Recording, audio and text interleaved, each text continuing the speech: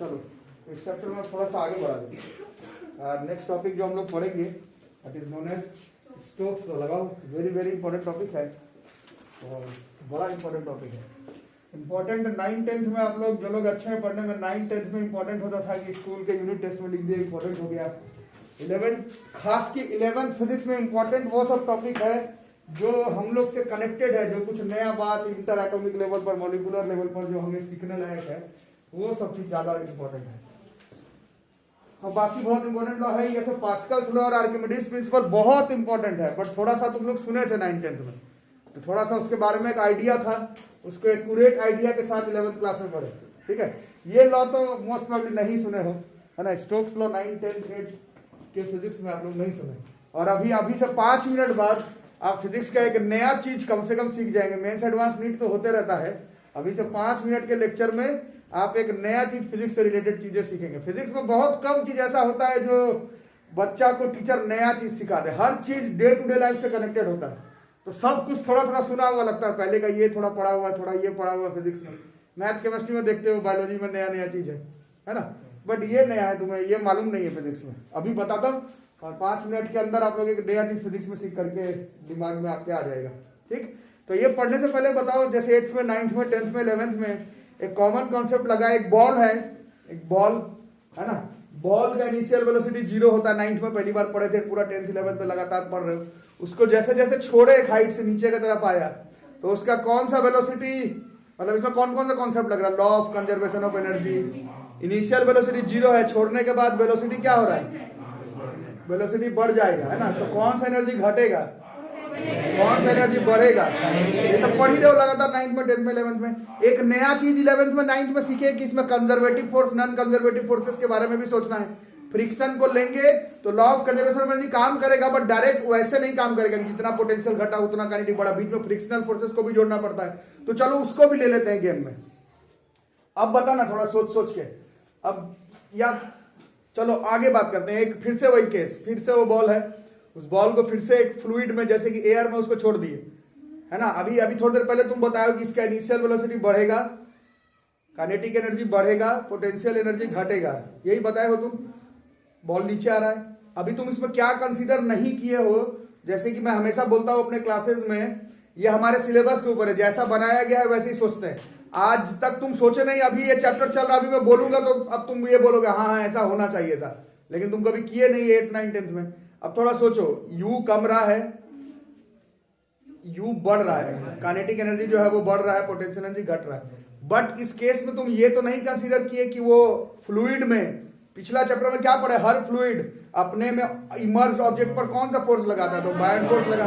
तो ये तो नहीं बताए ना तुम तो अपना आंसर में बताए भी नहीं। अब बताओगे, बॉल ऊपर से नीचे आ रहा है, U बढ़ रहा है, काइनेटिक एनर्जी बढ़ रहा है, नीचे अपने वेट के वजह से आ रहा है, ड्रॉप किए थे, आ रहा है अपने वेट के वजह से नीचे, लेकिन उस पे वो जो फ्लूइड है वो उस पे एक बायन फोर्स लगाएगा ऊपर के तरफ। यही पिछले चैप्टर में पढ़े, मतलब 9th में, 10th में, 11th में बायन फोर्स वाला चैप्टर छोड़ दो तो वेट के वजह से नीचे गिर रहा है, बट अगर बायन फोर्स को जोड़ोगे तो कॉन्सेप्ट में चेंजेस है। बायन फोर्स कहता है वेट से गिर रहा था, अब थ्रस्ट उसके अपोजिट डायरेक्शन में हुआ। इसके बाद आप थ्योरी ऑफ फ्लोटेशन लगाएंगे, अगर ऑब्जेक्ट का वेट, बायन फोर्स अभी पिछले चैप्टर में पढ़ा है वो सबको कंसीडर करोगे।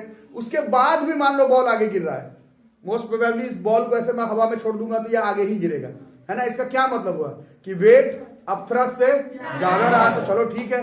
मतलब अभी 2 मिनट पहले तुम आंसर बता रहे थे तो बायन फोर्स का बगैर बता रहे थे, आप बता रहे हो अच्छा ठीक है, मतलब 50 न्यूटन से का ऑब्जेक्ट का वेट था, तो बायन फोर्स लोगे तो 50 से नहीं गिरेगा सर, 47, 46, 45, 48, 49.2 से अभी भी ये उस वेट से नीचे जा रहा है, ये तुमने बताया। ठीक है, फिर वही बात हो गई सिलेबस की, वेट लिए, बायन फोर्स लगाए। अब इस चैप्टर की तरफ चलते हैं, दिस इज विस्कोसिटी। कल आप क्या पढ़े हैं, हर फ्लूइड के लेयर में अगर स्पीड अलग अलग हो तो जिस तरफ स्पीड बढ़ता है लेयर्स में, उसके अपोजिट डायरेक्शन में एक विस्कस फोर्स काम करता है, और वो हर फ्लूइड में होता है। कल हम लोग पढ़े ये, किसी में ज्यादा किसी में कम। चैप्टर लिक्विड का है तो लिक्विड पर सोचेंगे, बट एयर में भी होता है। पिछला बायन फोर्स बैलेंस से भी दोनों में था, बट क्वेश्चन मोटा मोटी ज्यादातर लिक्विड का ही हम लोग पढ़ते हैं, है ना। तो अब बताना क्या होगा, या अब तुम नहीं बताओगे, एक्चुअली में मैं बताऊंगा, अच्छे से सुनना। क्या होगा, एक ऑब्जेक्ट है, वो अपने वेट के वजह से नीचे आ रहा है, इन अ फ्लूइड, वो फ्लूइड अगर विस्कस फ्लूइड हुआ, इसका मतलब है कि जब तक क्वेश्चन में मेंशन नहीं हो कि ये केस विस्कस फ्लूइड का है, तब तक अभी जो मैं टॉपिक आपको सिखाऊंगा 2-3 मिनट में, वो आप नहीं इस्तेमाल करेंगे।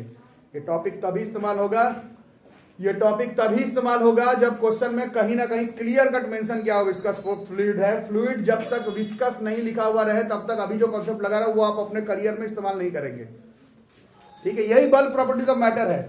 इसमें हर चीज चैप्टर डिपेंडेंट है, जब तक बोला नहीं जाए तब तक तुम यूज नहीं कर सकते, है ना। जैसे पॉइसॉन्स रेशियो के बारे में बताया था आप लोग, है ना। यंग्स मॉडुलस में कह रहा है ऐसे वेट लगा रहे हैं, लोड बढ़ रहा है, बट एक्चुअली में लोड जब बढ़ता है, मतलब लेंथवा जब बढ़ता है तो एरिया कम हो जाता है। लेकिन हम लोग किसी क्वेश्चन में नहीं लिए, जब तक क्वेश्चन में पॉइसॉन्स रेशियो मेंशन नहीं हो तब तक तो हम लोग सोचते भी नहीं है कि ऐसा हो सकता है। उसी तरह से यहां पर भी है, 11th का आधा आपका बाकी है, 12th का 1 साल बाकी है। जब तक ऐसा नहीं मेंशन किया हुआ रहे कि फलाना फ्लूइड विस्कस है, तब तक आप अभी जो टॉपिक आपको पढ़ा रहा है उसका आप यूज ही नहीं करेंगे, क्योंकि ये अंडरस्टूड फिजिक्स नहीं है। 1-2 दिन पहले न्यूमेरिकल आया था जिसमें वाटर का डेंसिटी लिए थे 1000 kg पर मीटर की, वो अंडरस्टूड है, वो तुमको कोई बताए नहीं बताए लेना होगा। विस्कोसिटी, विस्कस फ्लूइड, ये जब तक मेंशन नहीं तब तक नहीं करना।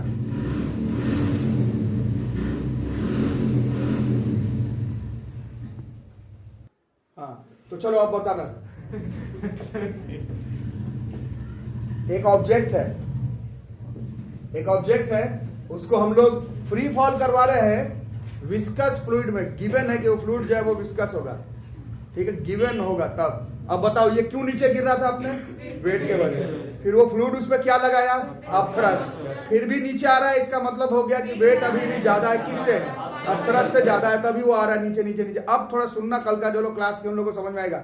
ऑब्जेक्ट जब गिर रहा है उस विस्कस फ्लूइड में, तो सारे लेयर के साथ उस ऑब्जेक्ट का स्पीड टच में आ रहा है, आ रहा ना। जो लेयर है, तो उन लेयर, जो नीचे वाला लेयर है, उसके नीचे वाला लेयर है, उसके नीचे वाला लेयर है, उसके नीचे वाला लेयर, उसका स्पीड बढ़ेगा कि कमेगा?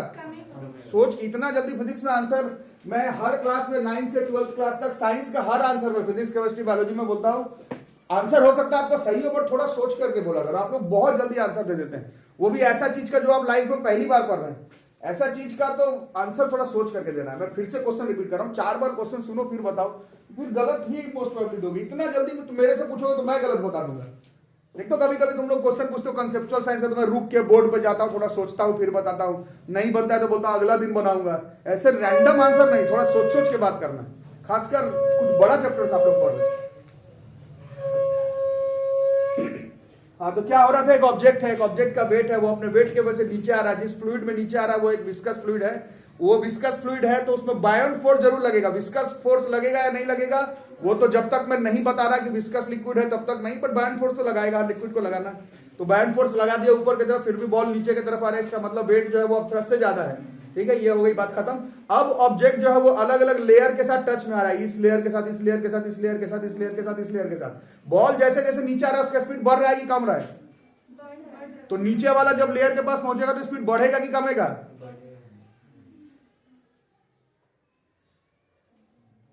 और बॉल नीचे आ रहा है, स्पीड बढ़ रहा है, तो नीचे वाले लेयर के पास पहुंचेगा तो बढ़ा हुआ स्पीड पहुंचेगा कि कमा हुआ स्पीड पहुंचेगा? तो स्पीड बढ़ रहा है कि कम हो रहा है? स्पीड बढ़ रहा है ना, कम हो रहा है का कॉन्सेप्ट ही नहीं है इसमें। तो बॉल नीचे गिर रहा है, बॉल नीचे गिर रहा है, तो अब 9 से जो पढ़ कर रहा है वो गलत थोड़ी हो जाएगा। 9 से तो पढ़े हो ना, ऊपर से नीचे आ रहा है तो स्पीड बढ़ रहा है। बढ़ा हुआ स्पीड अगले लेयर के पास, उसके नीचे लेयर में आए तो स्पीड बढ़ा हुआ, उसके नीचे लेयर में आए तो स्पीड बढ़ा हुआ, तो लेयर्स का स्पीड जो है वो बढ़ेगा। समझ आ रही है बात?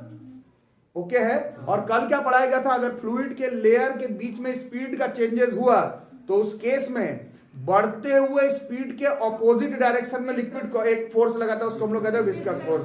तो इस केस में क्या होगा? बॉल नीचे आ रहा था, वेट नीचे की तरफ, अब थ्रस्ट किस तरफ? ऊपर की तरफ। और मोस्ट प्रोबेबली अगर ऐसा वाला क्वेश्चन हो वर्टिकल वाला, तो विस्कस फोर्स भी किस तरफ लगेगा? विस्कस फोर्स भी ऊपर की तरफ लगेगा। समझ में आ रही है बात? कोई दिक्कत है ना? समझने का ट्राई करो, बल्क प्रॉपर्टी ऑफ मैटर समझने वाला चीज है। नहीं समझ पाए तो फिर फॉर्मूला तो मैं भी लिख दूंगा, तो उससे क्या होगा? फॉर्मूला लिखने से कुछ होने जाने वाला नहीं है।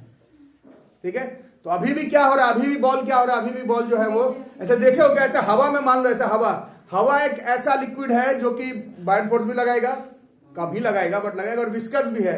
Air is a viscous fluid, ये लगाता है अपने में विस्कस फोर्स। इसका गारंटी है, पहली बार आप लोग क्लास 9th में पढ़े थे कि एयर विस्कस फोर्स लगाता है। कहां पर पढ़े थे? जहां पर ग्रेविटेशन चैप्टर में पढ़ाया गया था, सिक्का नीचे आएगा, फेदर जो है वो ऐसे ऐसे होते हुए नीचे आएगा। क्यों ऐसे ऐसे होते हुए आ रहा है? पैर मत हिलाओ, बताओ। 8th में पहली बार पढ़ाया गया था, सिक्का नीचे आएगा, फेदर ऐसे ऐसे, उसका एरिया ऑफ क्रॉस सेक्शन ज्यादा था। 8th में बताया गया था, 9th में तो वो धीरे धीरे आता। क्यों? वहां पर 9th में आपको एक वर्ड लिखाया गया था, ड्रैग, विस्कस ड्रैग वर्ड लिखवाया गया था। 9th के बुक में भी था, वही विस्कस ड्रैग ही विस्कस फोर्स है। फिजिक्स में कोई चीज नया नहीं, ये 9th क्लास में पढ़ना था। सिक्का नीचे गिरेगा, feather acceleration due to gravity object के मास के ऊपर डिपेंड नहीं करता है, सब 9th क्लास में पढ़ाया गया था। बट फिर भी सिक्का पहले गिरेगा, फेदर बाद में। उसका आंसर 9th के बुक में लिखा हुआ है कि एयर उस फेदर पर ज्यादा ड्रैग लगाता है, वही ड्रैग विस्कस फोर्स है। ये ऐसा नहीं कि आज हम लोग पहली बार पढ़ रहे हैं, एक्चुअली में इस फोर्स के बारे में हमें पहले 8th 9th में पढ़ाया गया है। यही फिजिक्स है। तुम कोई टॉपिक खोज करके ले आओ 11th 12th का, वो कहीं ना कहीं 7th 8th 9th में दिखता जरूर है, ठीक है। और ऐसा मैं टॉपिक से थोड़ा भटक गया, लेकिन देखो ये विस्कस फोर्स 8th क्लास में आपको पढ़ाया गया था कि फेदर पर एयर का क्या ज्यादा होता है, एरिया ज्यादा होता है ना। तो अभी तो कल ही तो फॉर्मूला लिखे हो, ये viscous force area of contact पर डायरेक्टली प्रोपोर्शनल होता है। कल ही लिखे हो A into dV/dx। Area of contact ज्यादा तो विस्कस फोर्स ज्यादा। ये 9th क्लास का चीज 11th क्लास के साथ जुड़ गया। मैं अभी ये नहीं पढ़ा रहा था, I was teaching something else, but ये बात आई तो ये भी डिस्कशन हो गया कि viscous force viscous drag 9th में भी पढ़ना था। खैर अभी इस पर बात नहीं कर रहा था, मैं कर रहा था कि वेट आ रहा है नीचे की तरफ, अब थ्रस्ट लग रहा है ऊपर की तरफ, विस्कस फोर्स भी लग रहा है ऊपर की तरफ, ठीक है। फिर भी ऐसे बॉल को ऐसे इसमें छोड़ेंगे तो ये रुक जाएगा क्या हवा में? नहीं रुकेगा। इसका मतलब अभी भी नीचे आ रहा है। अब थोड़ा ध्यान से सुनना, ये बात शायद आप लोग एक बार में समझ में नहीं आए, बट 3-4 बार में जरूर आ जाएगा समझ में। वेट नीचे, अब थ्रस्ट ऊपर, एक नेट वेट बचा ना, 50 से नीचे आ रहा था, बायोंट फोर्स मान लो 2 न्यूटन काट दिया तो भी 48 न्यूटन से नीचे आ रहा है। उस पर विस्कस फोर्स लगेगा, फ्लूइड क्या लगेगा उस पर? Viscous force.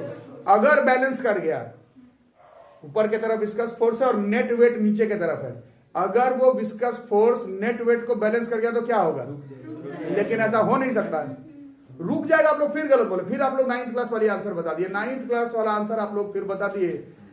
11th से 9th से 11th में आ गए, समझे नहीं। नेट फोर्स 0 हो गया ना, तो नेट फोर्स 0 होने का मतलब कितने बार बताया गया? नेट फोर्स 0 होने का मतलब बॉडी रुक जाए, ये नहीं होता है। ऐसे करने पर नहीं काम चलेगा। मास इंटू एक्सेलरेशन 0, मास 0 नहीं हो सकता इसका मतलब, और एक्सेलरेशन 0 का मतलब बॉडी रुकना नहीं होता है। एक्सेलरेशन 0 का मतलब होता है बॉडी कांस्टेंट स्पीड से ट्रैवल करता चला जाएगा, और ये जो कांस्टेंट स्पीड से ट्रैवल करते हुए बॉल नीचे चला जाएगा, उसी स्पीड को हम लोग टर्मिनल वेलोसिटी कहते हैं, और इसी लॉ को हम लोग स्टोक्स लॉ कहते हैं।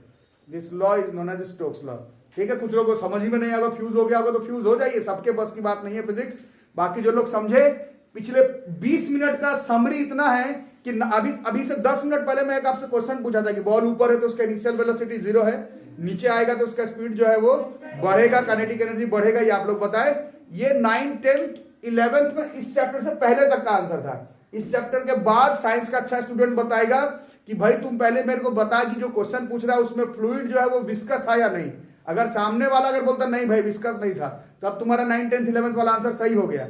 बट अगर सामने वाला बोला कि वो फ्लूइड विस्कस था, तब इसका आंसर होगा कि उसके weight minus of thrust, net weight को अगर विस्कस फोर्स बैलेंस कर गया तो उस केस में सीधा नीचे गिरते गिरते गिरते स्पीड बढ़ेगा नहीं। एक टाइम के बाद ऐसा हो सकता है कि वो बॉल कांस्टेंट स्पीड से नीचे की तरफ गिर जाए। उस कांस्टेंट स्पीड को हम लोग टर्मिनल वेलोसिटी कहते हैं, इसी लॉ को हम लोग स्टोक्स लॉ कहते हैं। और ये लॉ स्पेसिफिकली स्फेरिकल बॉडीज के लिए बना हुआ है, मतलब काम सारे बॉडीज पर करेगा, बट जो फॉर्मूला बोर्ड पर लिखवाया जाएगा वो स्फेरिकल बॉडी पर ही काम करेगा।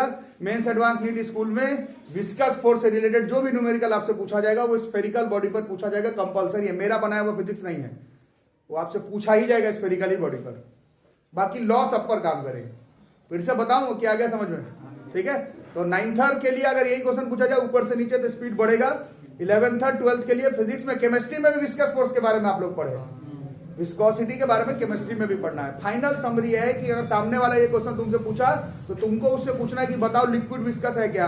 अगर वो बताए लिक्विड विस्कस है तो तुम सिर्फ ये नहीं बोलोगे कि ऊपर से नीचे आते समय स्पीड बढ़ रहा है बढ़ रहा है बढ़ रहा है, ये नहीं बताना है। बढ़ रहा है बढ़ रहा है बढ़ रहा है, बट विस्कस फोर्स भी बढ़ रहा है ऊपर की तरफ। अगर वो नेट वेट को बैलेंस कर दिया तो जरूरी नहीं है कि वो एक बढ़ता हुआ स्पीड से गिरे। ऐसा भी हो सकता है कि बॉल अंतिम में एक कांस्टेंट स्पीड के साथ गिरे, रुकेगा नहीं। ऐसा हवा में फेंकूंगा बॉल रुक जाएगा क्या? चांस नहीं है रुकने का। लेकिन जस्ट अंतिम में गिरते गिरते 9 से हमें पढ़ाया गया कि स्पीड बढ़ता है। एक्चुअल कॉन्सेप्ट ये है कि लास्ट में गिरते गिरते उसका स्पीड मोस्ट प्रोबेबली कांस्टेंट हो जाता है, क्योंकि उसमें विस्कस ड्रैग, विस्कस फोर्स, बायड फोर्स एक्ट करता है। इस जो कांस्टेंट वाला स्पीड हुआ, वेलोसिटी हुआ, उसको हम लोग कहेंगे टर्मिनल वेलोसिटी। और ऐसा भी हो सकता है, ये सबसे पहले बार स्टोक ने बताया, फिजिक्स का बहुत इंपॉर्टेंट लॉ है, this is known as Stokes law. ये 9, 10th और 11th 12th के कड़ी को जोड़ता है। ये फ्लूइड मैकेनिक्स को सिंपल मैकेनिक्स के साथ जोड़ता है। फ्लूइड मैकेनिक्स में बातें थोड़ी सी अलग है बाकी मैकेनिक्स से। वही फोर्स है बट आंसर m इंटू नहीं आ गया, ईटा a dv by dx आ गया। वही फ्रिक्शनल फोर्स है, टेंजेंशियल लग रहा है इसमें भी, बट इसमें तुमको लिक्विड के लेयर के बीच का टेंजेंट फोर्स तुम निकाल ही नहीं पाओगे, तुमसे संभव ही नहीं है। उसका उपाय अलग तरीके से करना पड़ेगा। तो ये फ्लूइड मैकेनिक्स बहुत इंपॉर्टेंट टॉपिक है, दिस इज स्टोक्स लॉ।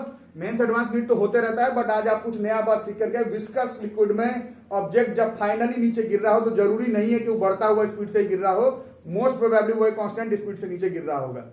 और उस स्पीड को हम लोग कहेंगे टर्मिनल वेलोसिटी, और उस लॉ को हम लोग कहेंगे स्टोक्स लॉ। और जो भी फॉर्मूला इस चैप्टर में अब मैं लिखूंगा वो स्पेसिफिकली स्फेरिकल बॉडी पर ही काम करेगा। फॉर्मूला स्फेरिकल बॉडी में काम करेगा, लॉ सब में तुम्हारे मेरे सबके सब काम करेगा। ओके, हो गई बात। तो अभी इसको लिखते हैं, लिख लो। एज द बॉडी फॉल्स, इतना चीज जो भी मैं 16 मिनट में बताऊं उतना लिखवाऊंगा नहीं, 10 पेज का आंसर हो जाएगा, है ना। हम बस लिखने कॉपी, नोट्स कॉपी बन रहा है। एज द बॉडी फॉल्स, कैसा बॉडी है, कोई एक स्फेरिकल बॉडी है मान लो, its velocity goes on increasing, ये हम लोग पढ़े हैं, है ना। बॉडी फॉल करता है तो उसका स्पीड जो है वो बढ़ता है, और अभी जस्ट क्या बताएगा, धीरे धीरे धीरे धीरे उस पर जो विस्कस फोर्स लग रहा है वो भी बढ़ेगा। अलग अलग लेयर के बीच में जो स्पीड है, ये मैं पढ़ा दिया, इतना जो मैं लिखवाने वाला नहीं हूँ। लेयर का स्पीड बढ़ेगा, वो थोड़ा क्लियर रखना। और वो बढ़ते बढ़ते बढ़ते बढ़ते हो सकता है किसको बैलेंस कर जाए, और ये वेट नहीं, एक्चुअली में ये नेट वेट है, वो अभी प्रूफिंग में दिखेगा। फिजिक्स में इसलिए हमेशा बताता हूं प्रूफिंग जरूरी है। अभी जब प्रूफिंग जब करेंगे, जो अच्छा बच्चा है सिर्फ रटने वाला नहीं, उसको प्रूफिंग में बात दिख जाएगा कि मैं वेट के बराबर नहीं करूंगा, नेट वेट के बराबर करूंगा। फिजिक्स में जानना भी बहुत सारी चीज जरूरी है, और लिखते समय उतना कोई नहीं लिखता है। अभी प्रूफिंग में दिख जाएगा कि नेट वेट को बराबर कर किया जा रहा है, equal to the weight of the body. और जब इक्वल हो गया तो बॉडी रुकेगा नहीं। आप लोग फट से आंसर बोलते बॉडी रुक जाएगा, रुकता उतना नहीं है। नेट फोर्स बराबर होने पर बॉडी जो है वो एक कांस्टेंट वेलोसिटी से चलेगा। उस वेलोसिटी को हम लोग टर्मिनल वेलोसिटी कहते हैं। और उस केस में जिस समय नेट वेट को विस्कस फोर्स बैलेंस कर गया, केवल उस समय, सिर्फ उस समय का जो विस्कस फोर्स है उसका फॉर्मूला है 6 पाई ईटा आर बी। इसको प्रूफिंग नहीं किया जा सकता है, डायरेक्टली प्रोपोर्शनल लिख के कर सकते हो कि जो विस्कस फोर्स है वो, हाँ डायमेंशनल, इसको बहुत सारा क्वेश्चन था। खैर बोलने का मतलब है ये इंटर एटॉमिक लेवल पर बातचीत, इसको वैसे प्रूफ नहीं कर सकते, बट लिखते सोचते समय ऐसा कर सकते हो कि जो विस्कस फोर्स है ये कोफिशिएंट ऑफ विस्कोसिटी के ऊपर डायरेक्टली प्रोपोर्शनल होगा, रेडियस ऑफ स्फेरिकल ऑब्जेक्ट के ऊपर डिपेंड करेगा, और टर्मिनल वेलोसिटी के ऊपर डिपेंड करेगा। बाकी इसको प्रूफ नहीं कर सकते, किसी किताब में इसका प्रूफ नहीं है। जैसे पास्कल्स लॉ, वो प्रूव्ड नहीं है, वो सोचना पड़ता है कि प्रेशर डिफरेंस हाइट के ऊपर डिपेंड करता है। इस वजह से अगर इनक्लोज फ्लूइड में कहीं पर भी इंक्रीज प्रेशर बढ़ाते हो तो वो बढ़ा हुआ प्रेशर फ्लूइड में सब जगह पर हो जाता है, बशर्ते तो फ्लूइड इनक्लोज्ड हो। प्रूफ नहीं, उस पढ़ना पड़ता, समझना पड़ता है। उस तरह से यहां पर ये वाला जो फॉर्मूला है इसका प्रूफिंग आपको नहीं पढ़ना है, ये बस आपको याद कर लेना है कि कल आप लोग एक फॉर्मूला पढ़े थे विस्कस फोर्स का, 6 पाई ईटा ए इंटू डीवी बाई डीएक्स, वो हर समय काम करेगा। ये वाला फॉर्मूला हर समय काम नहीं करेगा, ये जब तक मेंशन नहीं हो कि वो खास विस्कस फोर्स है जो बॉडी के नेट वेट को बराबर कर रहा है, केवल उस समय का ये विस्कस फोर्स का फॉर्मूला है। जैसे 6 पाई ईटा आर भी, आर जो है वो रेडियस होगा स्फेरिकल ऑब्जेक्ट का, रेडियस ऑफ स्फेरिकल ऑब्जेक्ट का, और ये जो v है वो है टर्मिनल वेलोसिटी। इससे एक चीज तो पता चल रहा है कि फॉर्मूला सब जगह नहीं लगा सकते, जहां पर टर्मिनल वेलोसिटी अटेन कर लेगा वहीं पर ना करोगे, हर जगह पर थोड़ी। तो इसको तो प्रूफ नहीं करना है, बट आपका जो सिलेबस है, अब वो सिलेबस तुम मेंस एडवांस नीट का बोलो या फिर स्कूल एग्जाम में प्रूफिंग का बात करो। इस चैप्टर का एक बहुत फेमस प्रूफिंग है जो कि हर साल आता है स्कूल एग्जाम में, इसका नहीं, ये टर्मिनल वेलोसिटी कितना होगा उसका प्रूफिंग, ये अभी हम लोग देखेंगे। आपके स्कूल एग्जाम से मेरे को कोई लेना देना नहीं है, इसका प्रूफिंग स्कूल में आएगा, इसका जो भी फॉर्मूला आएगा उससे सारा क्वेश्चन इस चैप्टर का बनेगा। और जो लोग पढ़ने में अच्छे हैं, बार बार बीच में बाइंड फोर्स का बात हो रहा है, इसका मतलब है पीछे वाला चैप्टर और ये वाला चैप्टर जो है इस फॉर्मूला के साथ कनेक्ट हो जाएगा, फिर एक से एक क्वेश्चन मेंस एडवांस नीट का प्रैक्टिस करने के लिए मिलेगा। ठीक है, तो इसका फॉर्मूला जो हम लोग देखने वाले, टर्मिनल वेलोसिटी का फॉर्मूला कितना होगा, कैसे होगा, क्यों होगा, कब होगा, ये याद करना है। F बराबर 6 pi theta R, this law is known as Stokes law. ठीक है, लिख लो। तो अब बात हो रही है कि viscous force in this case तो 6 पाई थीटा आर भी है, उसको हम लोग डिराइव नहीं कर सकते, बट जो वेलोसिटी के बारे में बात हो रहा है कि बॉडी अंत में गिरा है खास वेलोसिटी के साथ, उस खास वेलोसिटी को हम लोग कहते हैं टर्मिनल वेलोसिटी, वो हम लोग मैथमेटिकली डिराइव कर सकते हैं। अब तुम अपना समझ लो, उसका डेरिवेशन स्कूल एग्जाम के लिए 100% इंपॉर्टेंस रखता है, और जेई मेंस, जेई एडवांस और नीट के एग्जाम में इसका जो डेरिवेशन अभी होगा उसी रेंज पर क्वेश्चन पूछा जाएगा। सारा क्वेश्चन जो है वो उसी रेंज पर है। तुम किताब बदल बदल के क्वेश्चन बना लो, टर्मिनल वेलोसिटी का क्वेश्चन वैसा ही मिलेगा जैसा भी प्रूफिंग होने वाला है। ठीक है, तो इस पर थोड़ा ख्याल रखेंगे। खुद ही बताओ, मैं तो हमेशा तो फिजिक्स सीखना है तो प्रूफिंग वगैरह खुद से बताने का ट्राई करोगे, ऐसा कुछ होना चाहिए, इतना बताओगे तो काम बनेगा। तो टॉपिक लगाओ, expression for terminal velocity. B Ed करके टीचर बन जाएंगे वालों का गलतफहमी आज दूर हो जाएगा जब भीड़ देखेंगे। अभी तक तो वो होता नहीं, क्या बोलते हैं उसको, कुआं का मेंढक, हम बहुत तेज है, बीएड पढ़ रहे हैं, आज जब जाएंगे एक एक सेंटर पे 20-20 हजार बच्चा है, उसको लगेगा कि इतना लोग आया है, शायद गार्जियन उर्जियन आया, देखेगा वो पूरा भीड़ अंदर जा रहा है बीएड का एग्जाम, सीटेट का एग्जाम, उसको तब पता चलेगा कि हम सिर्फ अभी तक बोल रहे थे कि हम बीएड करेंगे, टीचर बनेंगे, वो आज पता चल जाएगा सबको। 1000 सीटें 5 लाख बच्चा दे रहा है, अब भर भर के मैथ का क्वेश्चन आएगा। ग्रेजुएशन कोई पेपर से किए हो, एसएसटी से पढ़कर आए हो, ग्रेजुएशन कर आए हो, पेपर मैथ का है, वहां जाके रुलाई छूट जाएगा। मैंने अपना पेपर भी आगे 2 राउंड एग्जाम होता है, 2 राउंड में कई टाइप्स का क्वेश्चन है, और उसमें मैथ कॉमन है। तुम कोई पेपर पढ़कर आओ, हिंदी संस्कृत कहाँ से आए हो, ग्रेजुएशन, उससे मतलब नहीं, मैथ्स को पूछा जाएगा। बीएड कर रहे हैं और टीचर बन रहे हैं वो ठीक है, बट अपना नॉलेज पर ध्यान लगाओ। हम लोग खुद आश्चर्य की, तो हमें खुद मालूम था कि मेंस एडवांस के एग्जाम में 5-5 लाख बच्चा अपियर करता है। ये बीएड किया हुआ बच्चा, मतलब जो बीएड है, टीचर मतलब है ऑफिशियली, उन लोग के बीच का एग्जाम है, उसमें 5 लाख लोग अपियर कर रहा है। तो थोड़ा पढ़ने में ध्यान लगाओ। तो ये कैसा है, this is a viscous fluid, consider it as a viscous fluid. पूरा आ जाएगा ना बोल दो बस। और इसमें एक स्फेरिकल ऑब्जेक्ट को गिरा रहे हैं, एक स्फेरिकल ऑब्जेक्ट को गिरा रहे हैं, एक स्फेरिकल ऑब्जेक्ट को गिरा रहे हैं। ठीक है, ये स्फेरिकल ऑब्जेक्ट है, ये फॉर्मूला स्फेरिकल ऑब्जेक्ट पर, जो फॉर्मूला मैं अभी लिखूंगा वो स्फेरिकल ऑब्जेक्ट पर काम करता है, लॉ सारे ऑब्जेक्ट पर काम करता है, दोनों चीज में अंतर है। ठीक है, कौन कौन सा क्या क्या एक्ट हो रहा है इसमें तुम खुद बताओ। पहले तो वेट होगा शायद,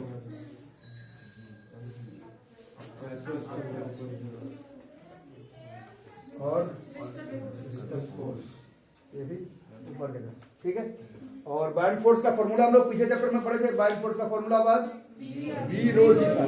ठीक है, उसमें रो किसका था, था। तो पहले जो याद किया वही अभी भी रखते हैं, फिर कंफ्यूजन हो जाएगा झूठ मूठ का, है ना। जब वी रो जी में रो जो है वो फ्लूइड का याद किया हो, तो फ्लूइड का ही डेंसिटी जो है वो रो लेते हैं, कंफ्यूजन करके क्या फायदा। ठीक है, और ऑब्जेक्ट का डेंसिटी जो है वो सिग्मा लेते हैं। चलो, तो अब पहले नेट, ये नीचे आ जाएगा पूरा। तो बताओ कौन किसको बैलेंस किया, किससे नीचे गिर रहा था, में अब थ्रस्ट पहले ही कुछ फोर्स जो है वो कैंसिल कर जाएगा, अभी भी नीचे गिर रहा है। फिर थोड़ी देर के बाद अकॉर्डिंग टू स्टोक्स लॉ एक फोर्स है जो कि इसके नेट वेट को क्या कर जाएगा, बैलेंस कर जाएगा। ठीक है, तो ये अभी डेफिनेशन लिखते समय सिर्फ वेट को बैलेंस करता है लिखा गया था, बट प्रूफिंग में तुमको पता चलेगा वेट नहीं नेट वेट को बैलेंस करना है। इसलिए फिजिक्स में देखना पड़ता है कौन चीज कैसे आ रहा नहीं आ रहा। और ये जो फोर्स है इसका फॉर्मूला होता है 6 पाई ईटा आर वी। तो ये बात हो रही है वेट की। वेट किसका था, ऑब्जेक्ट का था। ऑब्जेक्ट का डेंसिटी मास बाय वॉल्यूम, तो mass is equal to density into volume, है ना। और डेंसिटी इसका लिए थे सिग्मा, और वॉल्यूम अब स्फीयर है 4/3। अब यहां से फिर जो लोग अबव एवरेज उन लोग समझेंगे, जो भी फॉर्मूला आएगा अभी, जो भी आएगा, इसमें एक खास जगह पर आपने वॉल्यूम ऑफ स्फीयर का यूज किया है। ये सीधा सीधी हिंट है कि जब तक स्फेरिकल बॉडी का नहीं हो तब तक आप ये जो भी फॉर्मूला भी आने वाला उसका यूज आप नहीं कर सकते हैं मेंस में, एडवांस में, नीट में, स्कूल में, कहीं पर। बाकी आपका करियर है, आप समझे। क्या था, डेंसिटी इंटू वॉल्यूम इंटू जी। बायन फोर्स का फॉर्मूला पीछे चैप्टर में डिराइव करके रहा है, वी रो जी। तो दिस वाज वॉल्यूम, फिर 4/3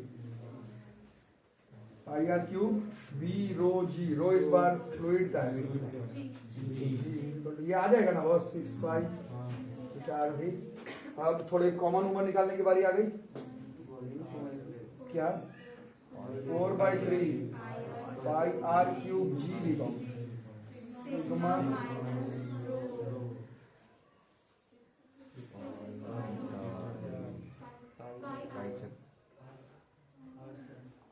आर से आर स्क्वायर है ना।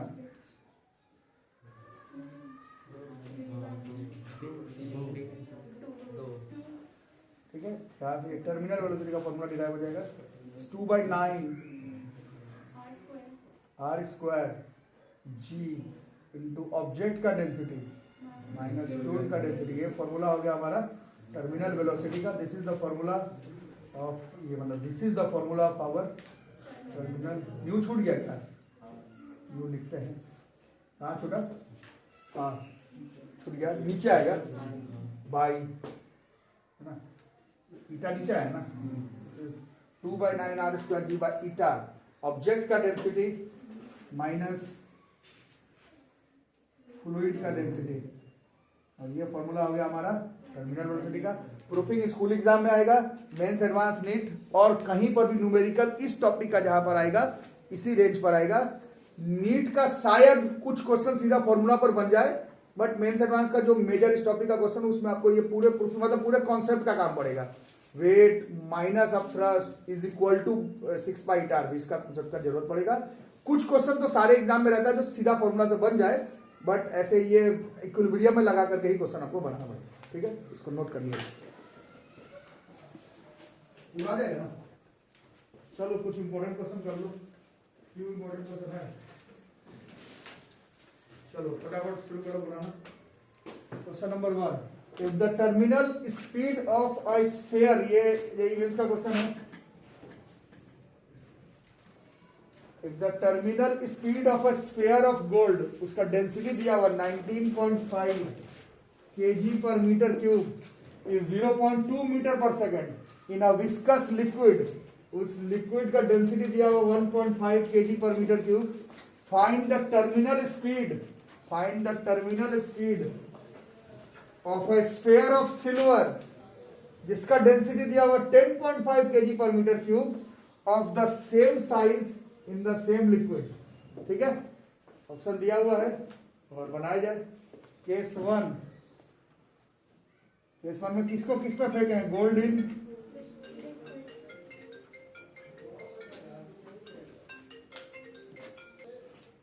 Gold in liquid. फॉर्मूला क्या पढ़े थे बी का अभी, 2/9 r square ji by eta sigma minus rho. ये वी दिया हुआ था शायद, 0.2 था, 2/9 आर सेम रह गया, जी सेम रह गया, ईटा लिक्विड का होता है कोफिशिएंट ऑफ विस्कोसिटी, वो सेम रह गया। ये सिग्मा ऑब्जेक्ट का होता है ना 19.5, और फ्लूइडवा का कितना है 1.5।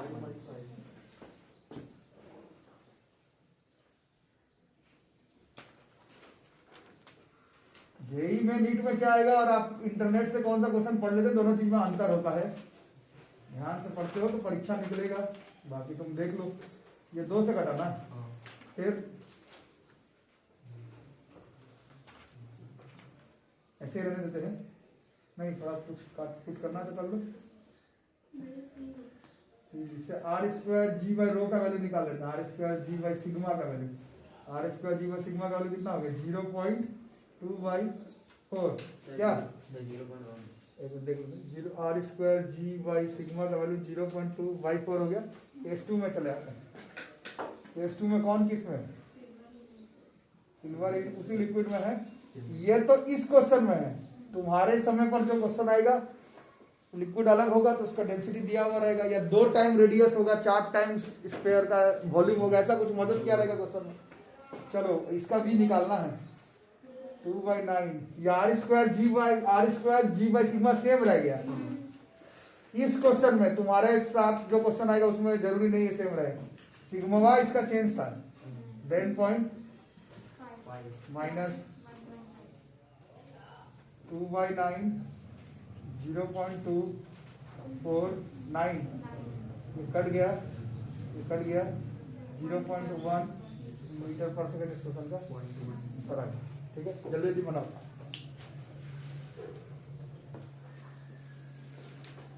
तो ये भी जेईई का क्वेश्चन है। If a ball of steel का डेंसिटी दिया हुआ 7.8 gram per centimetre cube attains a terminal velocity of 10 metre per second when falling in a tank of water, जिसका कोफिशिएंट ऑफ विस्कोसिटी दिया हुआ है 8.5 इंटू 10 की पावर -4 पास्कल सेकंड, डेंसिटी नहीं दिया हुआ है, then it's terminal velocity in glycerine का डेंसिटी दिया हुआ 1.2 gram per centimetre cube and coefficient of viscosity of glycerine दिया हुआ 13.2 pascal second would be nearly के वजह से थोड़ा दिक्कत है। बाकी 4 ऑप्शन है, 4 ऑप्शन को नोट करो और ट्राई करते हैं सॉल्व करने का। केस 1 में स्टील इन वाटर, बी बराबर 2/9 r²g/eta, density of object minus density of liquid, ऐसे लिखते हैं रो सिग्मा में, फिर कंफ्यूजन नहीं हो जाए कहीं। ये भी शायद दिया हुआ था इसका 10 में, यहाँ 2/9 है, ये मार दूंगा भाई, अलाउ कर। आर ऑब्जेक्ट का होता है ना, उसी ऑब्जेक्ट को फिर से फेंका है, उसी बॉल को फिर से भेजा है, मतलब r² सेम रह गया, g रह गया, डेंसिटी ऑफ ऑब्जेक्ट यही है। वाटर का डेंसिटी न्यूमेरिकल फॉर्म में नहीं दिया हुआ रहेगा, speed of light in air और वाटर का डेंसिटी ये नहीं मेंशन रहता है। 11 12 जेईई में जेईई तो बहुत बात का पता, 9 10 में भी नहीं दिया हुआ रहता है भाई। नीचे चल रहा कोफिशिएंट ऑफ विस्कोसिटी 8.5 इंटू 10 की पावर, आप लोग बोलो कैलकुलेशन का नहीं है एक्चुअली में, 2/9 r²g, ये शायद 6.8 हो गया, ये 8.5 हो गया, इंटू 10 की पावर 4 हो गया, है ना। ये तो 17 के टेबल में कटता है, 17 चौके 68, 17 पचे 85, ठीक है, एग्जैक्ट करता है ये, है ना। दिस इज 4/5, कितना हो गया। तो ये r²g लगता है सेम रह जाएगा क्वेश्चन में, नहीं r²g को निकाल के रख लेते हैं पहले से ही। r²g बराबर कितना हो जाएगा 10 इंटू r² बराबर 10 इंटू 9 इंटू 5/2 इंटू यही ना क्वेश्चन नंबर 1। दूसरे केस में इधर लिखने पर आ जाएगा स्टील इन ग्लिसरीन, अब इसका भी शायद निकालना है तुम्हें। 2/9 सेम रह गया, r² के ऊपर ये वैल्यू डालते हैं 10 9 5 2 4 10 की पावर 4, और इसका ईटा दिया हुआ था कितना, 13.2 into density of object 7.8 minus 1.2 था इसका, तो पूरा आ रहा है ना। दिस इज 2/9 10 9 5 2 4 10 की पावर 4 13.2 इंटू 6.6, ये एग्जैक्ट 2 बार में कटता है, 2 से 2 कट जाता है, 9 से 9 कट जाता है ना। अब हिसाब लगाया जाए, ये 10 5 50, 50/8, 50/8, 50/8 इज 25/4, 25/4 इज एग्जैक्ट 6.25, 25/4 इज 6.25, अरे होता है 25/4 इज 6.25, करके देखो 25/4 6.25 होता है। 10 5 50/8 हो गया, बाकी क्या बच गया इंटू ये वाला ऊपर चले गया, 10 की पावर -4 हो गया, दिस इज सेंटीमीटर पर सेकंड में आंसर हो गया 6.25 इंटू 10 की पावर -4। 25/4 नहीं आता करना है, 25/4 6.45 कर सकता है, एग्जैक्ट 6.25 होगा। 4 6 बार में 24 और 1 बचा, 1 25 चौके 100, 6.25 एग्जैक्ट आएगा। 6.25 इंटू -4 सेंटीमीटर पर सेकंड इस क्वेश्चन का आंसर हो जाएगा। कहां कैलकुलेशन है? इस चैप्टर का मेन क्वेश्चन लिख लो बच्चों, एकदम मेन क्वेश्चन, सबसे इंपॉर्टेंट, ये थर्ड वाले चैप्टर का। यही मेंस में पूछा जा चुका है, नीट में पूछा जा चुका है, स्कूल एग्जाम में पूछा जाता है, एनसीईआरटी का क्वेश्चन है और क्वेश्चन भी बढ़िया है। ठीक है, लिखो क्वेश्चन लिखो। क्वेश्चन क्या कह रहा है? 8 रेन ड्रॉप्स, बढ़िया क्वेश्चन है। 8 रेन ड्रॉप्स, एकदम इंपॉर्टेंट। कुछ क्वेश्चंस अलग से इंपॉर्टेंट रहता है, इंपॉर्टेंट मतलब वो कई बार आ चुका रहता है एग्जाम में। 8 rain drops of radius 1 millimetre each,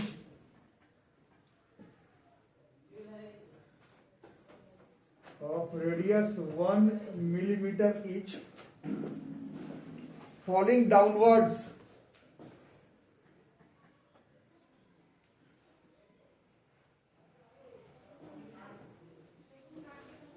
with a terminal velocity of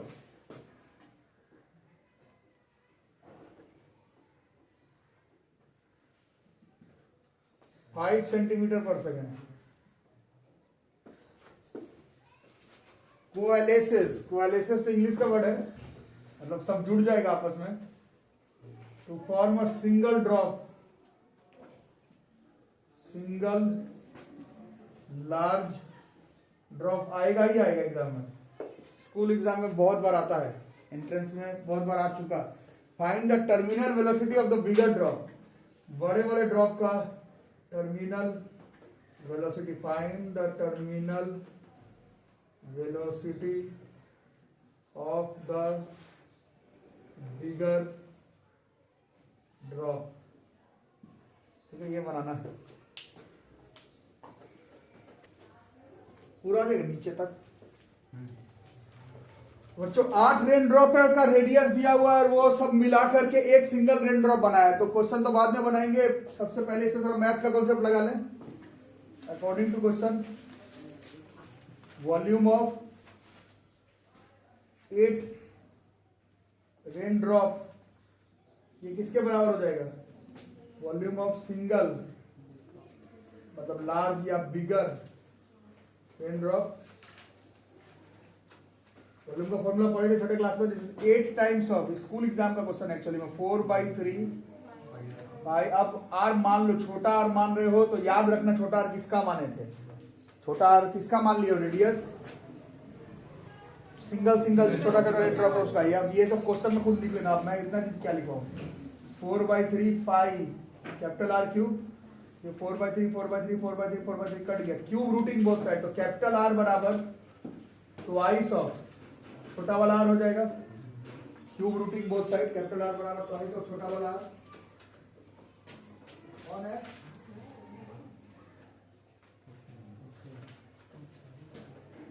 अब क्या सेम रह जाएगा पहले बताओ तो, 8 रेन ड्रॉप या 1 रेन ड्रॉप? हाँ वो करते हैं, वो बड़ा बात नहीं। बॉल गिर रहा है एक लिक्विड में से, तो उस लिक्विड का क्या सेम रह जाएगा? 8 रेन नहीं, वॉल्यूम चेंज हुआ, एरिया सेम करते रह जाएगा, ईटा। हाँ, कोफिशिएंट ऑफ विस्कोसिटी वो सेम रह जाएगा। किसका है वो कोफिशिएंट ऑफ विस्कोसिटी? हाँ, जिस मीडियम में गिर रहा है, वो नहीं लिखा हुआ, मान लेते एयर है, लेकिन उससे मतलब नहीं। समझ आ रहा है क्वेश्चन? पहले बार 8 रेन ड्रॉप गिर रहा है फलाना लिक्विड में से, फिर अब 1 रेन ड्रॉप गिर रहा है उसी फलाना फ्लूइड एयर में से, तो उसका कोफिशिएंट ऑफ विस्कोसिटी जिस फ्लूइड का जिसमें रेन ड्रॉप गिर रहा है वो सेम हो जाएगा। आ रहा है समझ में ना? कोफिशिएंट ऑफ विस्कोसिटी तो प्रॉपर्टी, इस चैप्टर का नाम है बल्क प्रॉपर्टी ऑफ मैटर। वो रेन ड्रॉप जिसमें से गिर रहा है उस मीडियम का कोफिशिएंट ऑफ विस्कोसिटी तो फिक्स रहेगा, उसी कॉन्सेप्ट का यूज करेंगे। बाकी जैसे आपके फ्रेंड बताए स्मॉल आर का वैल्यू दिया हुआ, कैपिटल आर निकाल सकते हो। रेशियो वाला टाइप से मैं बनाने वाला हूं, शायद वैल्यू का काम ना पड़े, बट अगर निकालना है तो निकाल सकते हो, उससे कोई मतलब नहीं।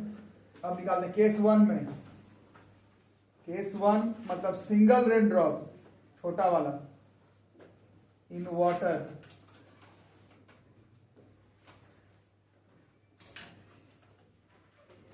ये देखो ईच फॉलिंग डाउनवर्ड्स लिखा होता with the terminal velocity of 5 centimetre पर सेकंड। तो 5 सेंटीमीटर पर सेकंड टर्मिनल वेलोसिटी किसका था? हर रेन ड्रॉप का, छोटे वाले का। तो एक single rain drop in water की बात करें, v बराबर फॉर्मूला आप लोग बता रहे थे अभी 2/9। एक का r, ये स्मॉल r आप ही माने हैं, r square g by eta sigma minus रो। अब ये सिग्मा माइनस रो लगाओ चाहे नहीं लगाओ, वो कटने वाला है। अभी दोनों केस में तो सेम ही रह गया। सिग्मा किसका? रेन ड्रॉप का। दूसरे केस में भी वो रेन ड्रॉप ही 8, 10, 20 रेन ड्रॉप है। और जिस रो किसका, जिस फ्लूइड में है वो भी सेम है। वैल्यू नहीं दिया होगा तुमको पुट भी नहीं करना, क्योंकि जरूरत भी नहीं पड़ेगा, मोस्ट ऑफ कट जाएगा। और ईटा भी सेम होगा, क्योंकि वो फ्लूइड का होता है जिसमें से वो रेन ड्रॉप गिर रहा है, वो भी सेम रहेगा। इसका वैल्यू दिया हुआ था 5, 2/9 r square g by eta sigma. तो दिस इक्वेशन नंबर 1। और दूसरे केस में case 2 larger rain drop, school exam का क्वेश्चन है और नीट वगैरह में जेईई में बहुत बार पूछ चुका। Larger rain drop in water, इसका v निकालने वाले हैं। v बड़ा v लिख देते हैं, 2/9 ठीक है। अब उसका कैपिटल R स्क्वायर होगा, g तो ठीक है, ये उतना ही रह जाएगा, ये सब उतना ही रहेगा, ये निकालना है। इसलिए मैं वैल्यू पुट नहीं करता एक्चुअली में, r के जगह पर का स्क्वायर है तो 4r स्क्वायर हो गया एक्चुअली में, into g sigma minus rho by theta. इसे इन सब का वैल्यू,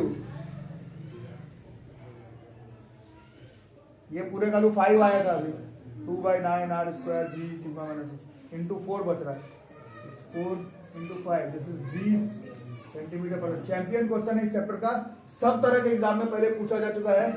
ऐसा क्वेश्चन बनाओगे तब जाकर के प्रवेश परीक्षा निकालने का सोचो, नहीं तो थोड़ा मुश्किल होगा सबको, नहीं तो सबको थोड़ा मुश्किल होगा एंट्रेंस एग्जाम निकालने में। ठीक है, तो आपका एक होमवर्क रहा, मतलब ये शायद मैं कल ही दिया था, सॉलिड फ्रिक्शन और coefficient of viscosity. Viscous force frictional force बोलो, या फिर सॉलिड फ्रिक्शन फ्रिक्शनल फोर्स, या फिर लिक्विड का फ्रिक्शनल फोर्स। मतलब विस्कस फोर्स और सॉलिड फ्रिक्शन के बीच का डिफरेंस बिटवीन में कल ही होमवर्क दिया था। जो लोग होमवर्क नहीं किए वो करना।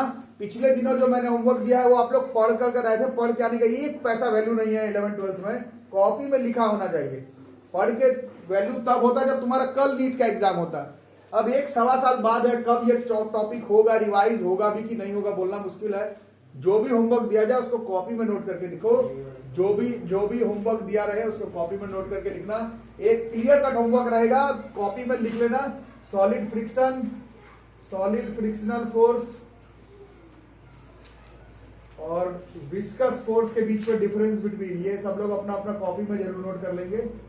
और यहाँ पर ये तीसरा चैप्टर जो है वो हमारा खत्म हो गया। क्वेश्चन बनाओ, इस पर क्वेश्चन मिलेगा प्रैक्टिस करने के लिए। ठीक है, रेड।